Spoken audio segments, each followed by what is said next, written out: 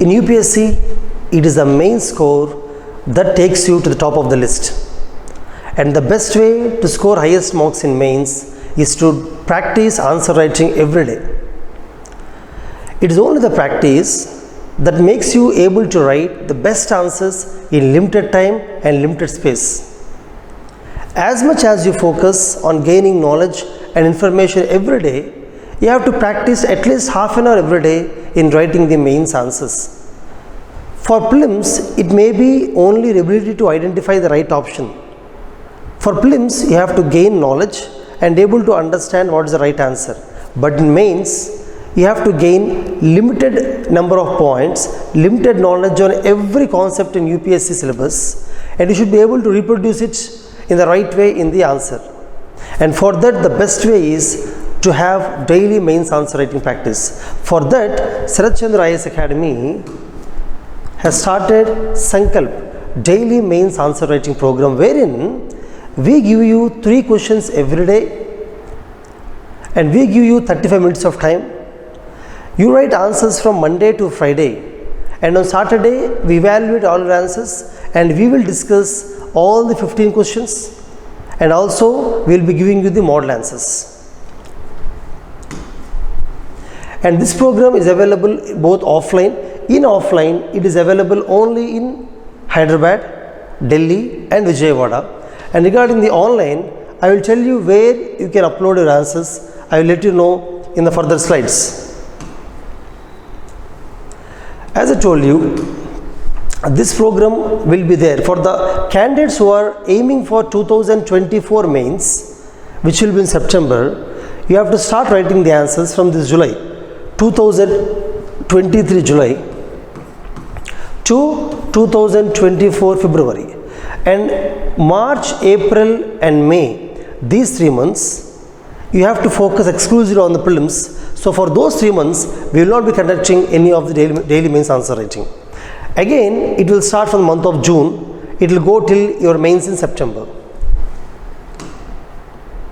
And as I told you, every day, in a week, Monday to Friday, daily 3 questions will be given. So overall 15 questions per week. All of them will be discussed, on Saturday. And this discussion does not involve only the information relevant to the question. It also involves how can you enhance your marks by enriching your answer, by value addition. What are the various illustrations that you can add to the answer so that the evaluator can give you more marks. And even if you miss writing these questions for 2-3 days, for example, if you miss writing the answers on Monday, Tuesday, on Wednesday you can write all 9 answers and still you can upload it, or you can get them evaluated from our team. If you are writing it online, you have to upload it in our website.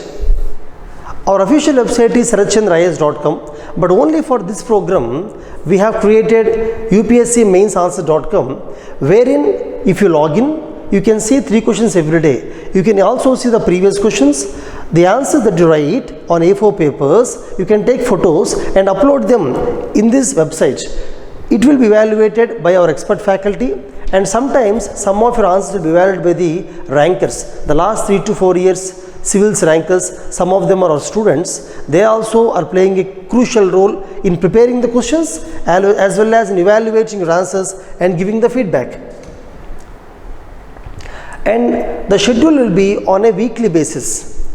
See, the idea is that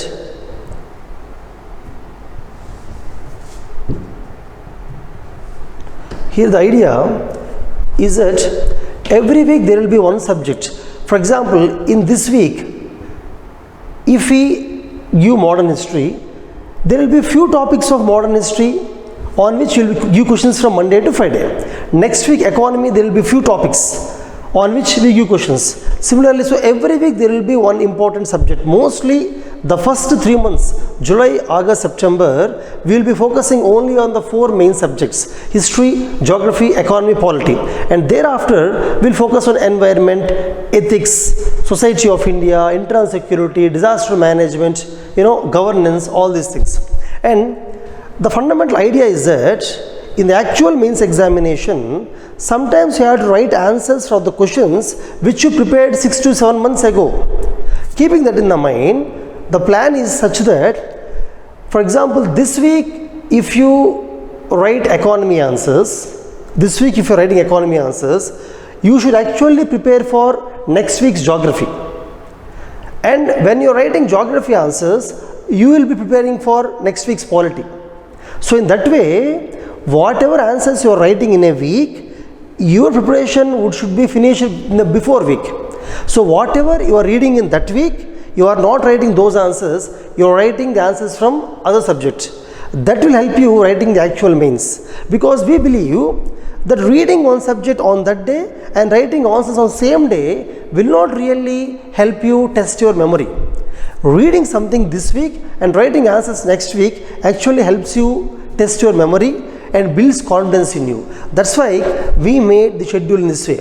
In this way, by February, from July to February, entire main syllabus will be over, and again from June to September, we will be conducting the grand tests. So this is how the overall weekly schedule is, and the weekly planning, weekly answers will be such that.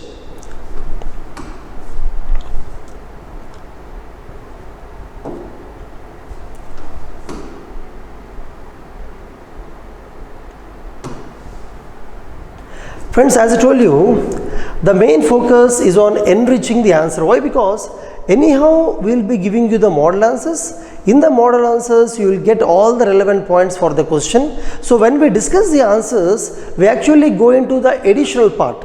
How can you improve that 1 or 2 marks in the mains answer? And what should be your style of answer writing? What kind of introduction you have to write? Is it a definition, example, current affair, data, statistics? What is it? And what is the conclusion? Should it be a suggestion, your opinion, or constructive criticism of the government policy scheme? What should be the conclusion for such an answer? And in the main body of the answer, how should you divide the answer into different parts? What kind of examples you have to give to gain that extra marks? And how should you write the point concisely? What kind of keywords you have to use? So we focus on these kind of things when we discuss the answer and when we evaluate your answer. And the actual points for that question will anyhow be given in the model answer.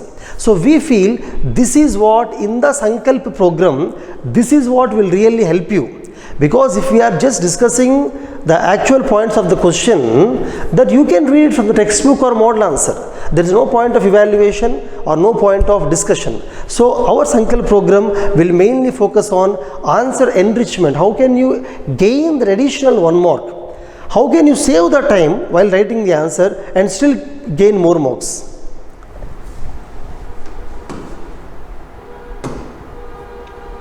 For example, friends, this is 2020, the recent UPSC mains paper. I have taken GS1. Now I would tell you, see, in the enrichment of an answer, there are different things: diagrams, examples, illustrations, flow charts, circular diagrams, sun diagrams. In that, let us take maps.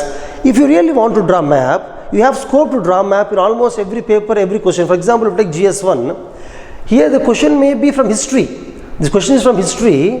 Why the reason behind famines in India during 1760s, 1770s. There, though you write your actual answer should be reasons, even then you can actually draw India map.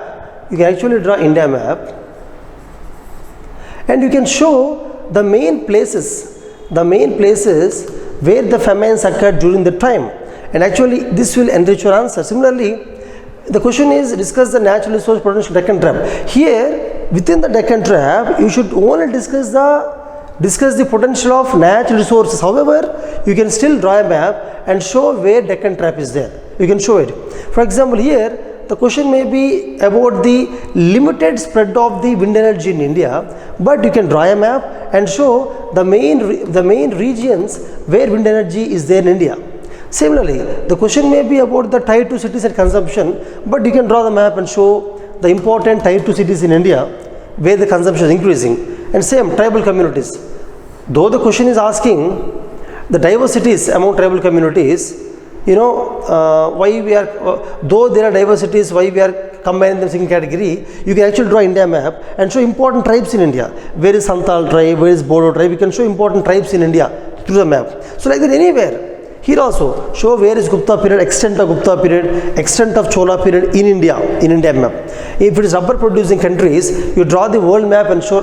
The point is drawing the world map, India map or the state map. So if you really want to draw a map, you can draw anywhere, everywhere. For example, in GS2 and GS3, though the question does not ask about committee, you have to mention committees. For example, if it is the MSMEs, you can actually mention KV Kamath committee, KV Kamath. In GS3, if it is about microfinance, you can, microfinance, Maligam committee. Like that. If it is some large PSU, for example, if it is PSU disinvestment, maybe Rangarajan committee. If it is fisheries, Meena Kumari committee. If it is banking, Narsimhan committee. Agriculture, Swaminathan committee. Anything. For example, if it is poverty, you can write about poverty estimation, and Tendulkar committee, you can mention about that. If it is unemployment, maybe Bhagavati committee, unemployment. The point is you have to make a important list of committees. You should definitely use them in the GS3 and GS2. In GS2, as I tell many times, second ARC, Constitution of India, McKinsey report, Deloitte report. In GS3, sustainable development goals, remember all the goals. Means there are certain things which you can use everywhere in GS2 and GS3 and GS4. So that is called answer enrichment. You have to give examples from the states or some other countries. Though the question is about central government, you can give examples from other countries to have a better comparison. So this is what I call it as answer enrichment, which you focus on. Friends, knowing is different. For example, everybody would have read the budget, survey, SDGs, Niti Aayog reports, second ARC. We all know all those things. But then using them in the answer is not so easy. In a single answer, using a lot of committees and reports is not easy. It comes only to practice. Only those candidates who practice using them repeatedly, using the flow charts, maps, repeatedly the answers, only they in the actual mains can write beautiful answer in less time and less space. So the main idea of Sankalp program is to make you practice that on a daily basis. And our main focus on evaluation, as I told you, expert faculty as well as civil service rankers of last 3 years will be evaluating your papers, and as an evaluator, what do they want? That they mention. The ease of understanding, simplicity in handwriting, small points, the keywords, examples. What does evaluator want? So that is what we focus in our evaluation. So friends, so this is the Sankalp program for you, and I encourage all the candidates who are aiming for 2024 UPSC examination to enroll in Sankalp program. And to enroll, you can click on the link given in the description below this video, and you can enroll either offline in Hyderabad, Delhi, Vijayawada, or online. In either ways, you can practice good questions. We will be covering all sorts of questions. It can be from the current affairs, and some of them are from the static part. In static part, we cover from all standard sources, NCERTs and standard books. In current affairs, we cover from the newspapers, Yojana magazine, Kurukshetra, even Sansad TV. Actually, most of the mains questions come from Sansad TV and All India Radio News Analysis, because they are the government sources, and PIB. And some of them come from the speech of Prime Minister, speech of the President, or speech of the Foreign Minister, or whoever goes abroad in the committee meetings, whatever. So we actually prepare questions from all sorts, because we have 1 year of time. 3 questions every day for 1 year. So we can actually make a pool of questions from all possible sources. So and then we mix the easy questions, moderate questions, and difficult questions, just following the UPSC pattern of last 7 years. And thus all possible important questions will be covered in the next 1 year. And definitely we will be giving mostly the questions which we are expecting this year, based on the current affairs or otherwise. So hence, I encourage you to enroll in this and make use of this. All the best. Do well in UPSC mains. Take care. See you.